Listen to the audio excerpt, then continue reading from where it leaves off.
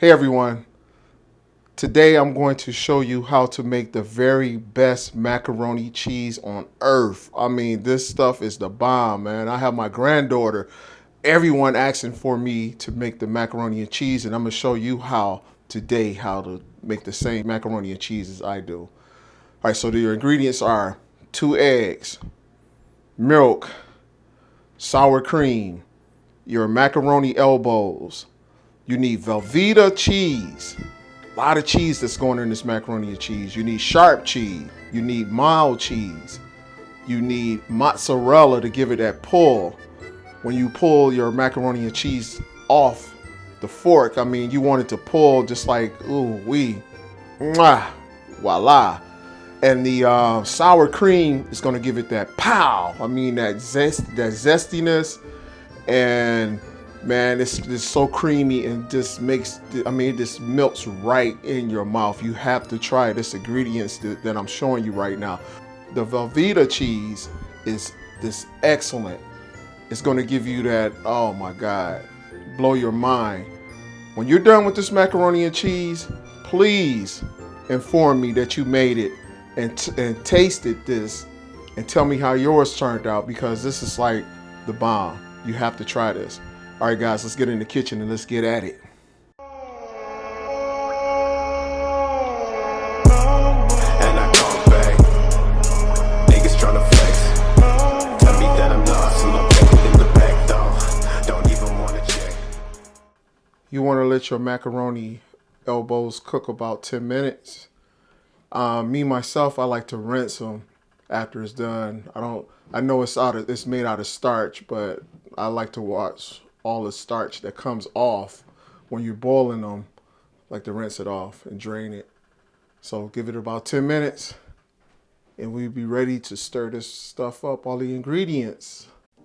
Also, you want to make sure that within that 10 minutes, you're checking your macaroni elbows to make sure that it's not sticking to the pan. So you want to stir it up every so often. You know, just make sure that you stir it. That's a notation to the side, because I know some people are just like, okay, just put it in the pot for 10 minutes and it's ready. No, you have to stir it and check on it, and you don't want to overcook it and make it too soft. When you're cooking these elbows, it's very important that they have a nice texture to it and a little chewy, you know, a little rubbery taste feeling to it. If I'm explaining that right, I'm not a chef, but I'm a graded A cooker, all right? And I know what I'm doing. So let's get to it. Okay, once you have your macaroni elbows nicely cooked and drained and strained, you want to dump them all in a nice sized bowl there. One thing I forgot to mention, you need butter also. At least I like butter in mine, okay? So you want to start putting your ingredients in.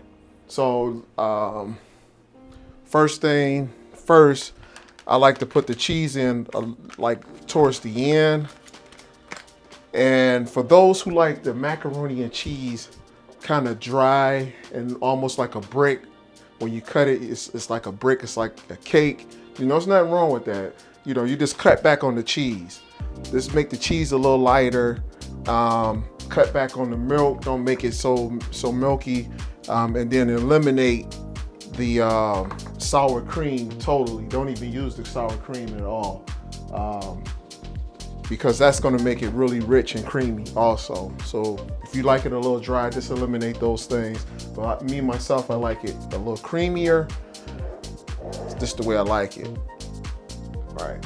Make sure that you preheat your oven 350 degrees. And you want to take 2 tablespoons of butter to add in your macaroni elbows. I like to just stir it up, because the macaroni elbows, when you take it off the stove, it's still warm and hot. So let the butter like to simmer in there and melt down, because you have to put some cold milk in here in a bit. So I put in a cup of milk in my macaroni elbows. I'm telling you, man, this is like the best. You're gonna be so happy when you try this. I accidentally ran across this recipe at a company gathering, and I asked the caterer what did they put in their macaroni and cheese, and she shared that with me. And I'm like, I have to try this. So you have to try this. It's a must. So you put in 1 cup of milk, got your 2 eggs, place that in there. Camera magic, stir it all up. Don't forget your pepper, a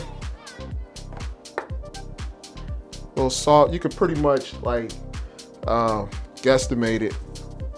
And you can actually you can taste it. You can taste this now, you know, just to see if it's enough salt, because when you put the mozzarella in there, for some reason it gives it a sweet taste. I don't like for my macaroni and cheese to be sweet, so I put a little salt in it to make sure that I get it to tasting like my mom. Well, actually, it's better than my mom now. So I'm the man. I'm cooking better than my mama. All right, that's just a joke.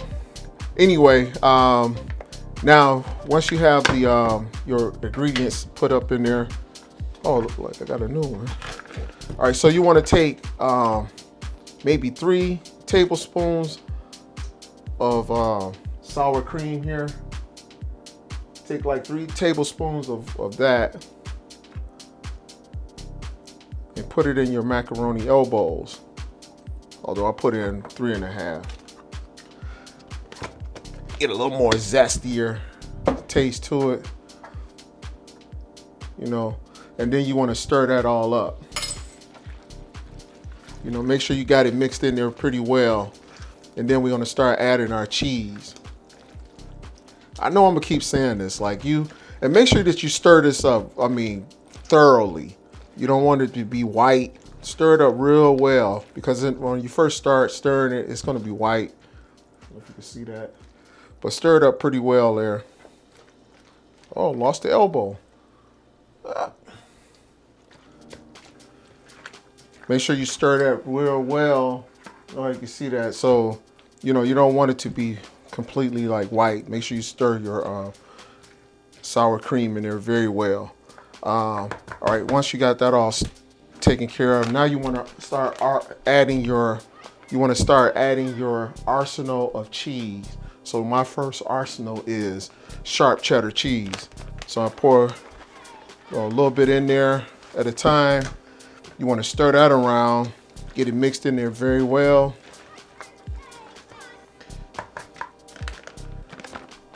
Next is the mild cheddar cheese.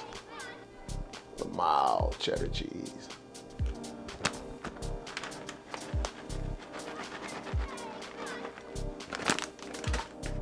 Stir that in there very well. All right. All right, then your next arson is mozzarella. You want to put that in there. That's gonna give it that pull. You know, when you pull cheese apart, when you pull your macaroni and cheese apart, it's gonna have that pull to it. You know, you'll see your cheese actually being pulled. You got to get that through the mozzarella. Oh, mozzarella. Stir that in there very well. Next thing is your Velveeta cheese sauce. You want to throw that in there next. Well, you're not throwing it in there, but you just want to make sure that you got that in there also. This is like one of the secret ingredients to making it creamy. See how it come out of there? It's like cream, man.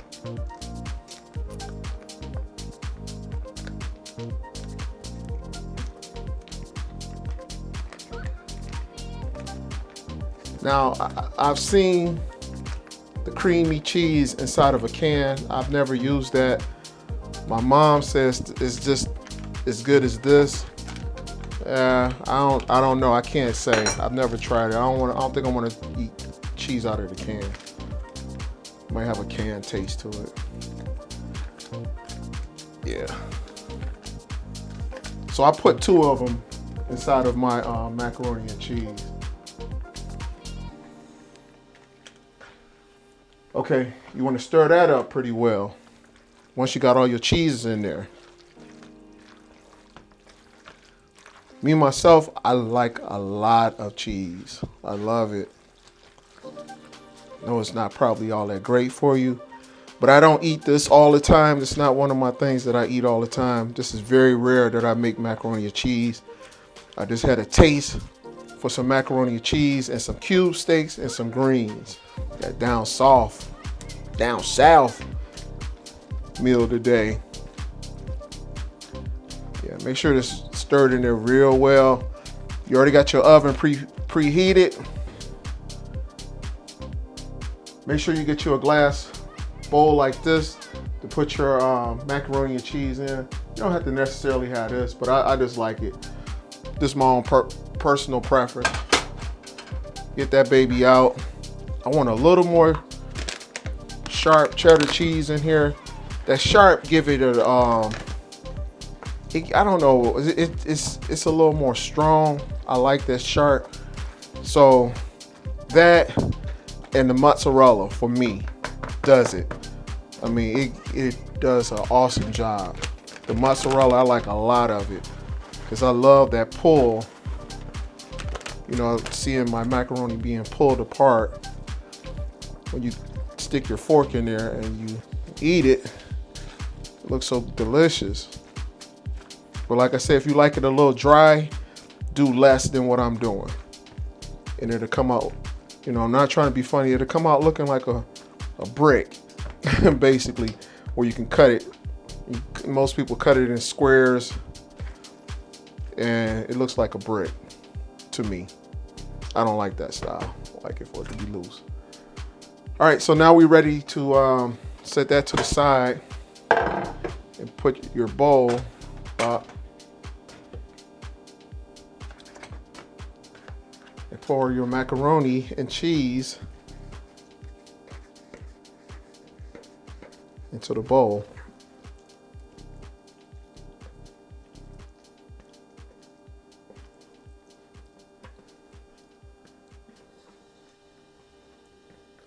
Make sure you get everything.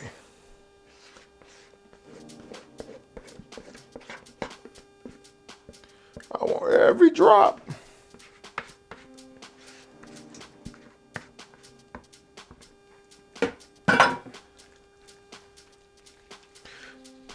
Now, this is my preference here. I don't top mine off with the cheese just yet. I like to cook it first. Let everything cook through first before I add my final topping of cheese on top of that. Here we go with that masterpiece, baby. I don't know if you can really see it because the lens that I have, I don't feel like explaining that, but it's a little bright. So anyway, time to take this baby to the oven. All right, like I said, I like to preheat or pre-cook it before I put my topping of cheese on there.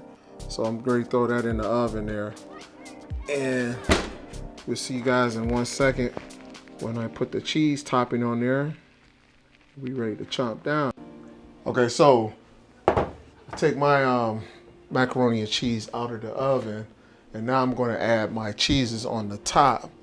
So same process. My 3 different cheeses that I'm going to add to my topping crust of cheese, my arsenal of cheese. I call it my arsenal. So the first arsenal again, spread the mozzarella for the pull. Make it look pretty when you cut into it, it pulls.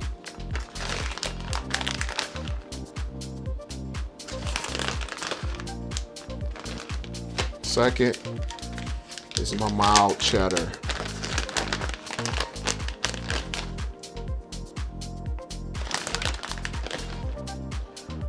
And the reason I do it first, pre-cook my topping before I actually put the finished topping on my macaroni and cheese, is because I like a little crunch on top of the macaroni and cheese. Yeah, like the little crunch. Just a little bit, not a lot, so you don't have to fully cook it. And then my last arsenal of cheese, like I said, it's a lot that I use. The last arsenal of cheese that I'm using is the sharp. And you cover it well. Yeah, that was just about all of it. So, see all the cheese on top there? Yeah. Put it back in the oven. Give it about another 10 minutes or so. Then we ready to eat. See you soon. All right, ready to take it out of the oven. Ta-da! Look at that masterpiece. So I'm gonna dig into it.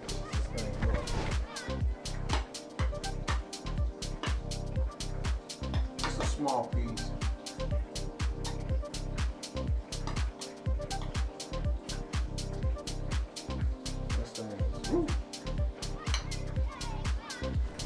And just look at that cheese, it's pulling.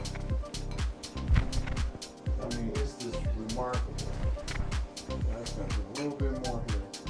You actually have to taste it.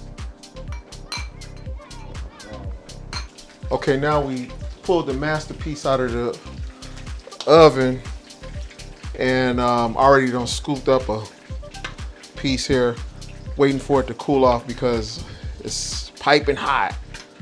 And man, you just have to be here to smell it and just taste it. Look at the steam off of this baby. Oh my God, it's gonna be so delicious.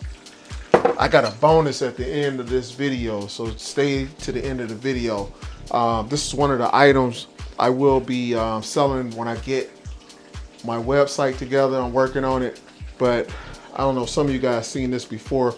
I have a watch that I'm will be selling. It's going for like $35. Make a great gift for your dad, grandpa, or whatever, to give us a nice birthday gift or something, anniversary or something. For those who smoke, those smokers that need something, it's convenient. You got your cigarette lighter and your watch. Yeah, and I got some other things coming, like my nice, fresh jumpsuit, sweatsuit, jogging suit, whatever you want to call it. It's going to be real nice. Waiting for that to be shipped out. And once I get all these things together, I'm going to be able to share that with you guys.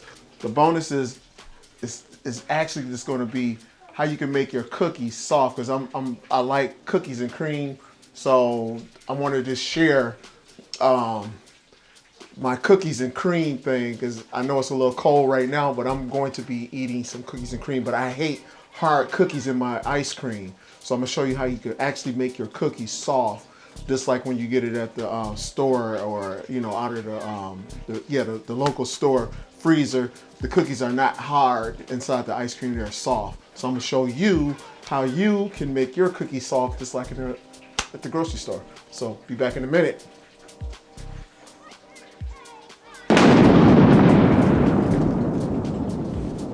So that's my finished plate there. Got my greens, and I have my cube steak and my famous macaroni and cheese. All good. Time for me to chomp down. I got a house full of people now, so I'll holler at you guys later. Don't forget, watching to the end of the video. Got a little bonus for dessert. If you want to make your cookies soft, because I'm gonna eat some ice cream, make my own cookies and cream, and I'm gonna show you how to make your cookies soft. Okay guys, hopefully you got all the ingredients that you needed to do this macaroni and cheese. I'm telling you, it's the bomb. You cannot beat it. I swear to you, you cannot beat this macaroni and cheese. The flavor is just out cold. So please try this, and then let me know if you did it or not. Well, let me know that you actually did it, and let me know how did yours turn out, because I think, like, right now, even I didn't go to school for this, like, I can pretty much knock a lot of people out the box that think they know how to cook, and I'm going to put that to the test. So anyway, we're gonna move on from that. So guys, have a great night. I'm glad that you stopped by and looked at my video, checked it out. If you haven't already subscribed, please do so. I'm looking for 1 million subscribers now. 1 million, not $1 million bucks. I ain't looking for the money. I don't care about that. I'm looking for 1 million subscribers because I got a big event coming up this summer for my birthday. Although it's in a couple of more weeks, I'm celebrating it in the summer. All right. So guys, until next time, this is X-Ray, and I'll see you later. X out. Okay, now we at the bonus round. So remember I said I was going to show you how you can make cookies soft. And how you can do that is take a slice of bread and throw it in a container and put the cookies in there. So I have a small container here that I'm using. And just want to show you that I already did one cookie. So this is the original cookie. This is the regular hard cookie, and I'm gonna cut that to show you. And this is the one that I had with the bread. I kind of left it in there a little too long. I don't know what's the thing behind there. Why do the cookie absorb moisture from bread? I'm not for sure of that yet. I'm just cutting the ends off here because it's not gonna. This whole piece is not gonna fit in the container. So you just put the bread in there, and you can throw the little hard cookie in there and seal it up. Probably about 10 or 15 minutes. That cookie will be this cookie will be like almost moist, probably wet if you leave it in there too long. But like this one here, look at that, it's cut like butter. You don't even hear it when you cut it. It's like a piece of cake now. So soft. Then the regular cookie, you see, it's crunchy.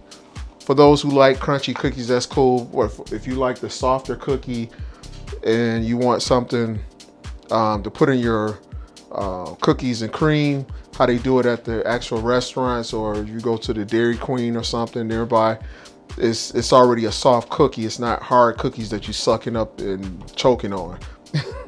It's actually soft. So if you want to do it and get it correctly right, just like how the local dairy does it, the local ice cream shop, you know, blend it up and you got your cookies and cream. Mine's is chocolate. I love chocolate. All right, so see you the next time.